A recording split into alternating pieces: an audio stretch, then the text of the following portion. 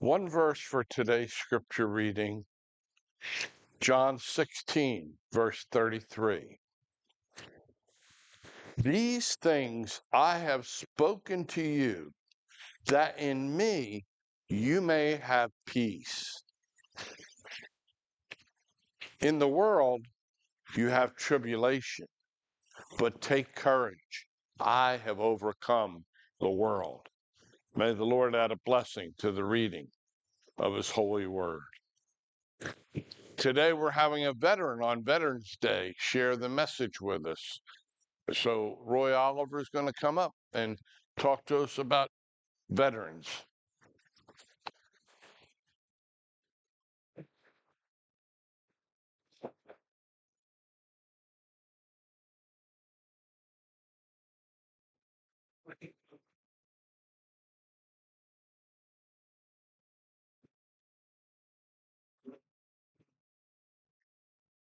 Good morning, folks. I'd like to welcome everyone to our annual Veterans Day observance. And also, today is a special day because November 10th is the Marine Corps birthday. So to all my fellow Marines and extended Marine families, happy birthday and Semper Fi. It was on November 10th of 1775 that the Continental Congress authorized the formation of 2 battalions of Marines. The celebration took place at Tun Tavern in Philadelphia, and the Marines have been celebrating ever since. I'd like to especially wish a happy birthday to my good buddy and fellow Marine, Milton White. Milton, you sure don't look 249 years old. Semper Fi. Okay. Okay, today I'd like to honor our veterans in general, but also specifically like to honor our female veterans. Over the course of the 250-year course of our great country, millions of women have stepped up to the plate, patriots one and all, who served this great country, not only to make it safe for their generation, but for generations of Americans yet unborn. During the Revolutionary War and Civil War, several women desiring to fight on behalf of their country were refused admission into the Army by their male counterparts, upon which they shaved their hair, cut their hair short, I should say, dressed themselves as men, and actually fought in several battles throughout the Revolutionary War and Civil War. And it was only until they were wounded that their true identity was discovered. One has only to watch TV and see the many Wounded Warrior commercials that illustrate female veterans who have served in Afghanistan and Iraq who have come back missing arms and legs, to know that the cost of freedom is not solely borne by the males of this country. The women do their part also. And in increasing numbers, whereby women used to serve in support operations behind the lines, now increasingly they are finding their way into the front lines, into combat situations, some even flying jet planes in combat, such as former Congresswoman Tulsi Gabbard, who flew combat jets in Afghanistan and Iraq. Today, since we're observing communion, I've had to cut my presentation short somewhat, but I'd like to illustrate 3 female veterans who have always held a special place in my heart. And the first was a veteran of the Revolutionary War. When George Washington's army broke camp at Valley Forge in the winter of 1778, they were trained and disciplined thanks to one man, Baron von Steuben, who was a Prussian officer who emigrated to the United States and asked George Washington if he could specifically train his troops so that they would fight not only as individuals, but also as a collective, cohesive force, which he did, and he did his job well. So when the camp broke up in 1778, the American army was ready, willing, and able to take on the British. This opportunity came in June of 1778, when the British Army was marching from central New Jersey up toward the New York City area. Washington found this out and ordered his troops to pursue the British and, when and where possible, to attack their rear elements. New Jersey has been called the crossroads of the American Revolution, since over 100 battles were fought within its borders during the Revolutionary War.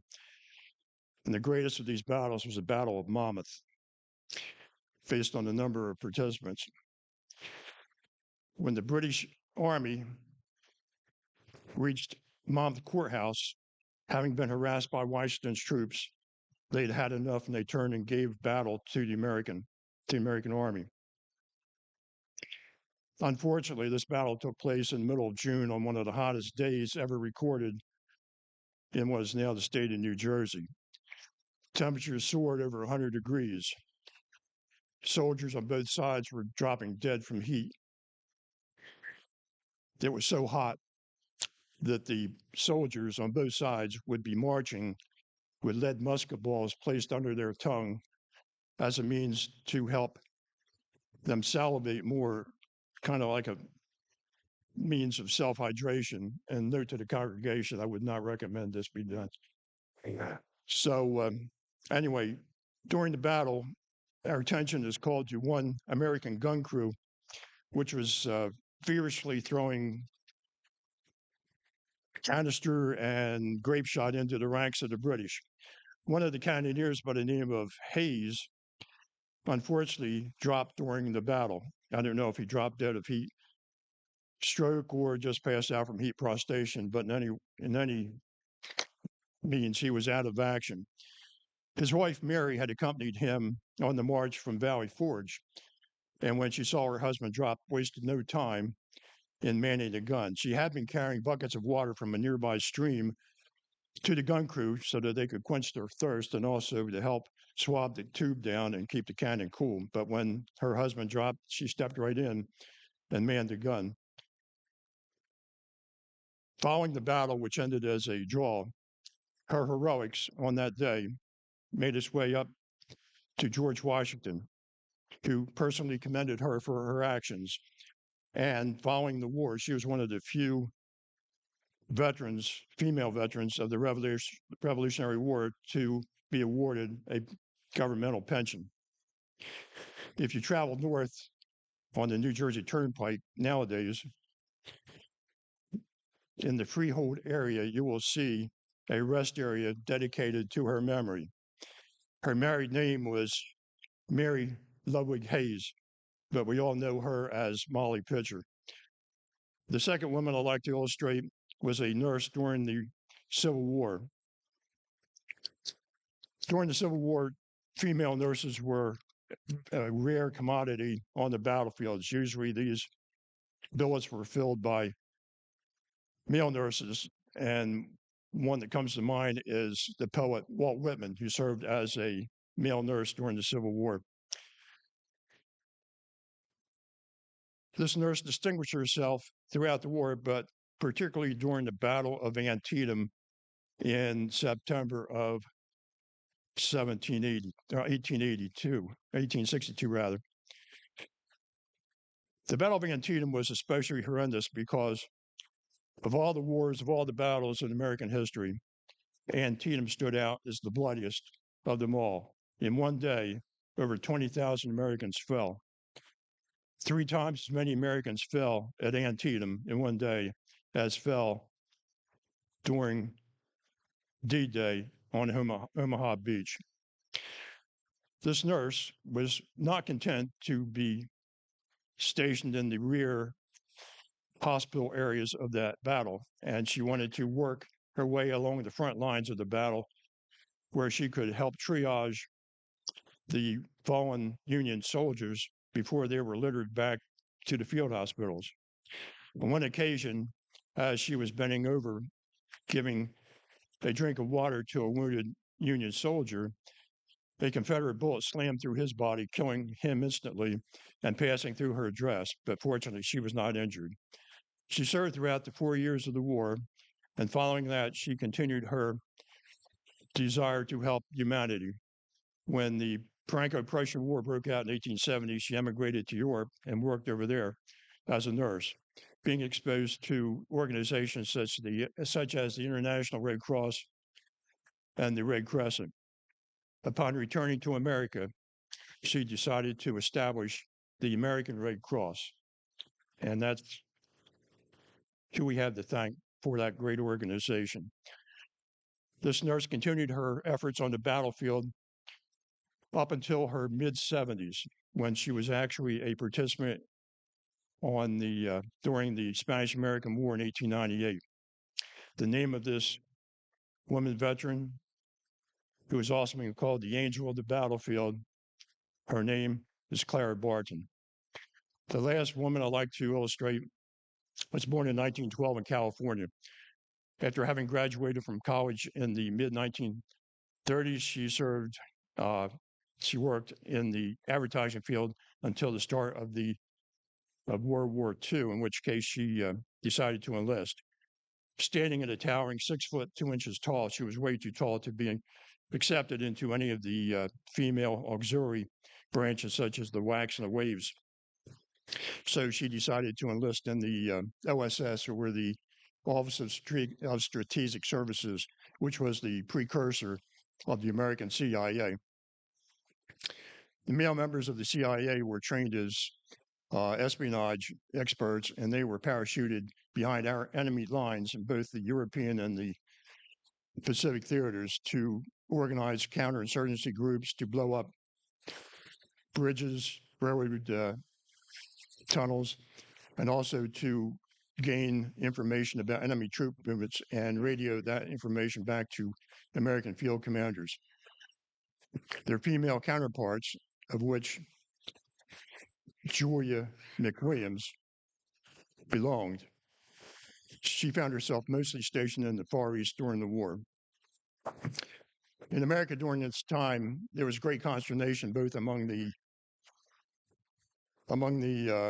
military members and also among the citizens back home that the American flyers who were shot down were being eaten alive by sharks. And so there was a concerted effort to come up with a remedy to solve this problem. Julia's team, working with scientists from Harvard University, developed what was known as a shark cake. And this was after hundreds of experiments were being done. And the shark cake was pinned to the lapel of downed American flyers, so that when and if they were shot down, this cake would dissolve in the water and would give off the scent of a wounded shark or a dead shark, which would help repel them away from the flyer until he was rescued. After her service in the OSS, she developed a keen interest in French cooking and attended many of the finest schools in France that offered culinary courses. Having graduated from them, she decided to write several cookbooks, and during the 1950s and early 60s, she was a frequent guest on TV and radio stations, extolling the virtues of French cooking and passing on to American housewives the joy of French cooking. Her maiden name was Julia McWilliams, but most of our older congregation members will remember her as Julia Childs. Do I have 5 more minutes? Can I have 5 more minutes? Okay, before I read the honor roll of veterans, I'd like to pay tribute to a group of women who have a special place in my heart. I went on active duty in July of 1970 as a Marine Field Artillery officer. Having graduated from infantry school and artillery school, my first duty assignment was in Okinawa and later in Vietnam. My first job was as a forward observer, or FO, with an infantry unit, but most of my time overseas was spent as a headquarters platoon commander, and the main function of the headquarters platoon was to run the fire direction control center of a Marine battery. And they were the ones who did all the computations to be sent down to the gun lines for the cannons to know where to shoot. All of my time during my active duty was spent with 105 millimeter howitzers. And for the sake of brevity, from here on out, I'll just refer to them as 105s. The 105 was one of the finest pieces of artillery ever developed by the War Department. It was easy to maintain, easy to use, and deadly accurate. It served during 3 wars, World War II, Korea, and Vietnam. The way the system worked was when and if the Fort observer, who was stationed out in the boonies with the infantry, if and when a target popped up, he would radio the grid coordinates and the direction to the target back to the FDC at the battery level. The FDC would then, using a manual, Army manual such as this, would use the information to do the calculations to be sent down to the gun line so that they could adjust their tubes either left or right, which is called deflection, or up and down, which is called quadrants. If the FDC did their job correctly, and if the gunners did their job correctly, every time the 6-gun battery fired, 6 42-pound high explosive projectiles would go sailing down the pike and would strike within 50 feet of their target at a range of up to 7 miles. All this made possible by the contents of this manual, which is called the Tabular Firing Table, or TFT for short. The TFT came about due to the efforts of a group of 300 women who were assembled by the War Department in the early 1940s to do just that, to make the computations available for this field manual. These 300 women represented some of the most intellectual minds in the country. Each one was a mathematical genius, skilled in doing mathematical computations. And we're not talking about the simple A plus B equals C type equations. We're talking about advanced calculus equations, equations which had to take into account the rotation of the Earth, the latitude on Earth of both the gun and the target, the altitude above sea level for both the target and the gun, and the target, the powder temperature, the weight of the projectile, the number of seconds to put on the timing fuse, and probably half a dozen other factors went into each of these calculations. And these 300 women performed millions of calculations to come up with these values. As I said before, the 105 saw service in 3 wars. And wherever you found an Army or a Marine battery of 105s, you found this TFT. This was before computers came into existence. I think it can be safely said that over the course of 3 wars,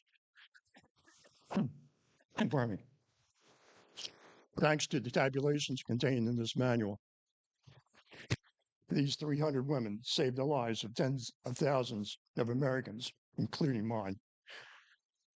So someday when I get to heaven, I hope I have the opportunity to give each one of these women a big hug and a thank you for saving so many lives.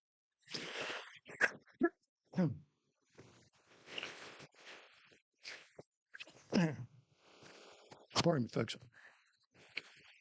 The voice isn't what it used to be. I now have the honor of reading the roll call of veterans of Dorchester Church. Thank you.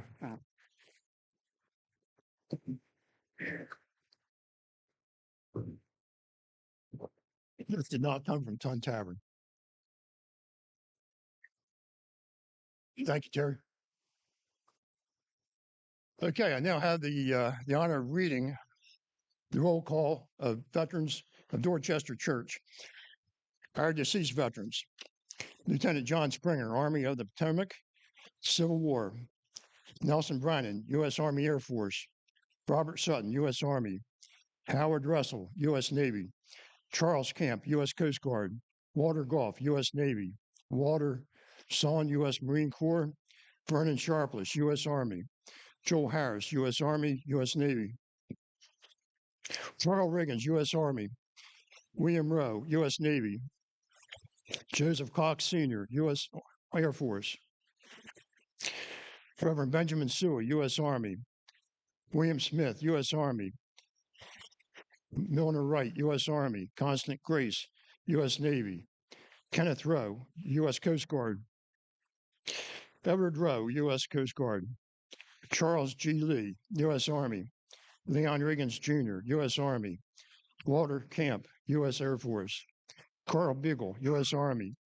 Charles Sharpless, U.S. Army.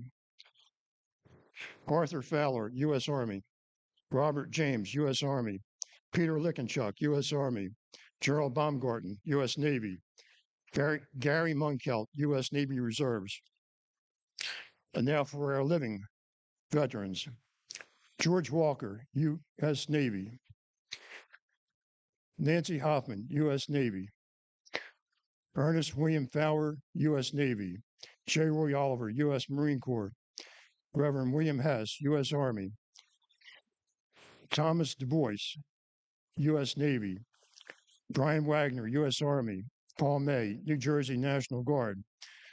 Robert Hamilton, U.S. Army recipient of the Purple Heart for wounds received in action during the Republic of Vietnam War. Robert Glasser, U.S. Navy. Angela Greening, U.S. Army. Wayne Robinson, U.S. Army. Milton White, U.S. Marine Corps. Keith Hickson, U.S. Army Reserves. Austin Hastings, U.S. Army. Also, 3 members of our congregation currently serving on active duty and who will become veterans once discharged from active duty. They are Mike Riccione, U.S. Army. Matthew Riggins, U.S. Air Force. And Ben Walker, U.S. Marine Corps. At this time, I'd ask the veterans, their wives, and their widows, please stand and be recognized.